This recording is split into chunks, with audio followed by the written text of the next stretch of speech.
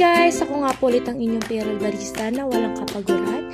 Ayan, so gagawa po tayo ng 2 iced coffee na order.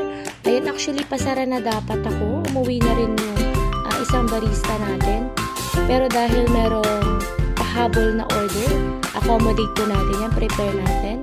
Siyempre, additional order, siyempre additional benta yan. So, accommodate natin yan. Siyempre, 2 order lang naman. So, accommodate na natin. After nyan, uwi na din, closing na kasi anong oras na din. Pero, alam niyo, gusto ko talaga yung mga pahabol order na yan. Kasi, siyempre, additional na benta natin yan. Ayan. After that, beauty rest na tayo. Kasi ngayon, wala na talaga akong beauty. Ako ay pagoda bersosa na.